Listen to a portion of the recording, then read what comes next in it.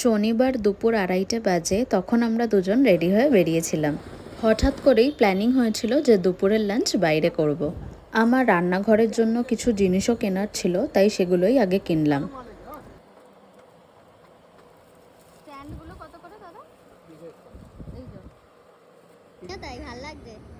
তারপর গেলাম সোজা আমিনিয়া। এটা হলো বেহালার ব্রাঞ্চ। এখানে আমরা এর আগেও বহুবার খেয়েছি। অ্যাম্বিয়েন্স যেমন ভালো, খাবারের কোয়ালিটিও ঠিক সেরকমই ভালো। ওই দিন অর্ডার করেছিলাম স্পেশাল মাটন বিরিয়ানি আর চিকেনের একটা আইটেম। নামটা ভুলে গেছি, ঠিক মনে নেই। বিরিয়ানি দেখেই তো ক্রেভিং স্টার্ট হয়ে গেছিলো আমাদের।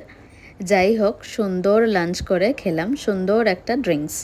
এটা আমি ফার্স্ট টাইম খেলাম, এটারও নামটা ঠিক মনে নেই, তবে কোকোনাট আর পাইনাপেলের মিক্স ছিল। ডেসক্রিপশন দেখেই অর্ডার করেছিলাম, ফার্স্ট টাইম খেলাম, বাট দারুণ টেস্টি ছিল। আর সৈকত নিয়েছিল ফ্রেশ লাইম। দেন এখান থেকে খাওয়া দাওয়া করে বেরিয়ে গেলাম সোজা এসপ্ল্যানেড। সৈকতের কিছু কেনাকাটা ছিল সেই জন্যই।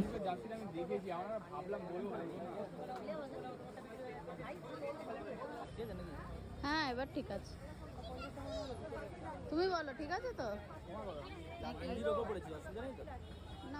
প্রচণ্ড ভিড় ছিল ওয়ার্ল্ড কাপের জন্য, শুধু জার্সি কেনার ভিড়।